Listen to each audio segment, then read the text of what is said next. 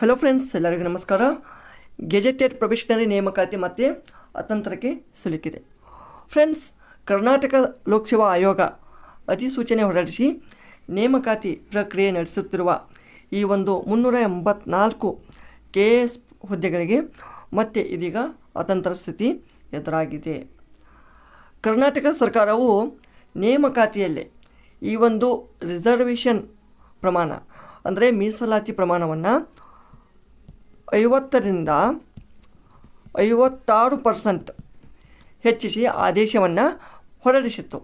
ಇದರ ಹಿನ್ನೆಲೆಯಲ್ಲಿ ಈ ಒಂದು ಲೋಕಸೇವಾ ಆಯೋಗವು 384 ಗೆಜೆಟೆಡ್ ಪ್ರೊಬೆಷನರಿ ಹುದ್ದೆಗಳಿಗೆ ಅಧಿಸೂಚನೆಯನ್ನು ಪ್ರಕಟಿಸಿತ್ತು. ಸೊ ಇದು 2022 ಈ ಒಂದು ಮೀಸಲಾತಿ ಪ್ರಮಾಣವನ್ನು ಹೆಚ್ಚಿಸಿ ಆದೇಶಿತ್ತು. ಯಾವಾಗ? 2022. ಬಟ್ ಈ ಒಂದು ಆದೇಶದಿಂದ ಒಂದು ಜನರಲ್ ಕ್ಯಾಂಡಿಡೇಟ್, ಓಕೆ, ಸೊ ಈಗ ಜನರಲ್ ಕ್ಯಾಂಡಿಡೇಟ್ ಅಂದರೆ ಏನು? GM.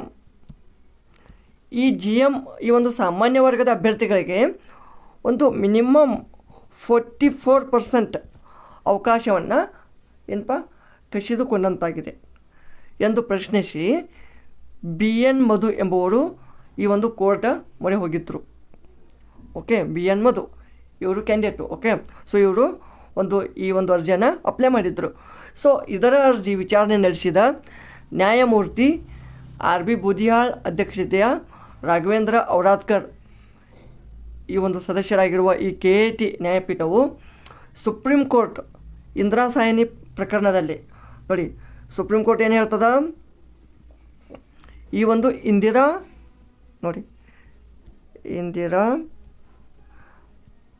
ಸಾಹ್ನಿ, ಈ ಒಂದು ಇಂದಿರಾ ಸಾಹ್ನಿ ಪ್ರಕರಣದಲ್ಲಿ 50% ಮೀರದ ಮೀಸಲಾತಿ ತೀರ್ಪನ್ನು ಉಲ್ಲೇಖಿಸಿ ಅರ್ಜಿದಾರರ ವಾದವನ್ನು ಮಾನ್ಯ ಮಾಡಿದ್ದು ಮಾತ್ರವಲ್ಲದೆ KPSCಯ ಈ ಒಂದು ಅಧಿಸೂಚನೆಯನ್ನು ರದ್ದುಪಡಿಸಿ ಹೊಸದಾಗಿ ಅಧಿಸೂಚನೆ ಹೊರಡಿಸುವಂತೆ ಆದೇಶವನ್ನು ಮಾಡಿದೆ.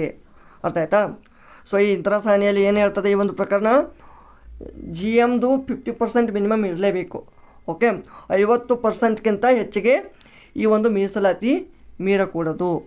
ಓಕೆ, ಸೊ ಇದರಿಂದ ಈ ಒಂದು ಅರ್ಜಿಯನ್ನು ವಿಚಾರಣೆ ಮಾಡಿದ ಕೋರ್ಟು ಅಂದರೆ ಈ KATಯು ಏನು ತೀರ್ಪು ನೀಡಿದೆ? ಸೊ ಇದು ಈ ಒಂದು ವಾದವನ್ನು ಮಾನ್ಯ ಮಾಡಿದೆ.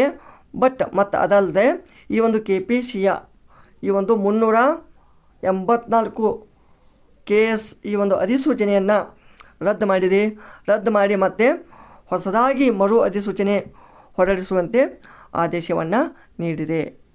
ಅರ್ಥ ಆಯ್ತಾ? ಇದರಿಂದ ಏನಾಗ್ತದೆ?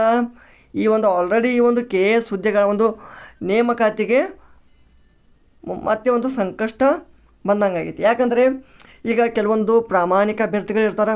ಓಕೆ, ಸೊ ಆ ಒಂದು ಅಭ್ಯರ್ಥಿಗಳಲ್ಲೇ ಈಗ ಎಷ್ಟೋ ಜನ ಈ ಮೇ ತಿಂಗಳಲ್ಲಿ ಮೇನ್ಸ್ ಎಕ್ಸಾಮನ್ನು ಬರ್ತಿದ್ದಾರೆ. ಓಕೆ, ಮೇನ್ಸನ್ನು ಬರ್ತಿದ್ದಾರೆ. ಸೊ ಅವರಿಗೆ ಕೂಡ ಸ್ವಲ್ಪ ಒಂದು ಪ್ರಾಮಾಣಿಕವಾಗಿ ಬರೆದು ಅಂತ ಕ್ಯಾಂಡಿಡೇಟ್ಗಂತರೂ ನಿರಾಶೆ ಆಗೋದು ನಿಶ್ಚಿತ. ಯಾಕೆ? ಬಟ್ ಈಗ ಇದರಿಂದ ಎಷ್ಟೋ ಜನಕ್ಕೆ ಅವಕಾಶವನ್ನು ಅವರು ಕಳೆದುಕೊಂಡಿದ್ದಾರೆ ಇದರಿಂದ. ಓಕೆ, ಅದು ಎಷ್ಟೋ ಜನಕ್ಕೆ ಒಂದು ಹಾನಿಯನ್ನು ಉಂಟು ಮಾಡಿದೆ. ಸೊ ಏನೇ ಇರಲಿ, ಈಗ ಮತ್ತೊಂದು ಚಾನ್ಸ್ ಸಿಕ್ಕಂಗಾಗುತ್ತೆ ಮತ್ತು ಅಭ್ಯರ್ಥಿಗಳಿಗೆ. ಈಗ ಪ್ರಾಮಾಣಿಕ ಅಂತ ಬರೆಯುವಂಥ ಅಭ್ಯರ್ಥಿಗಳಿಗೆ ಎಷ್ಟು ಸಲ ರಿಪೀಟ್ ತೊಗೊಂಡ್ರು ಅವರು ಸೆಲೆಕ್ಟ್ ಆಗ್ತಾರೆ. ಬಟ್ ಇಷ್ಟೇ ಟೈಮ್ ಸ್ವಲ್ಪ ನಮ್ಮದು ವೇಸ್ಟ್ ಆಗುತ್ತೆ ಇಷ್ಟ. ಓಕೆ, ಸೊ ಈಗಾಗಲೇ ನಿಮ್ಗೆ ಗೊತ್ತು, ಮೇ 3, 5, 7 ಮತ್ತು 9ರಂದು ಈ ಒಂದು ಮುಖ್ಯ ಪರೀಕ್ಷೆ ನಡೆದಿದ್ದು. ಸೊ ಈ ಒಂದು ಪರೀಕ್ಷೆಯನ್ನು ಬರೆದಂಥ ಅಭ್ಯರ್ಥಿಗಳು ಈ ಒಂದು ಫಲಿತಾಂಶದ ಸಂಬಂಧ ವೇಟ್ ಮಾಡ್ತಾ ಇದ್ದಾರೆ. ಬಟ್ ಇದೀಗ ಈ ಒಂದು ನಮಗೆ ಲೇಟೆಸ್ಟ್ ನ್ಯೂಸ್ ಸಿಕ್ಕಿದೆ.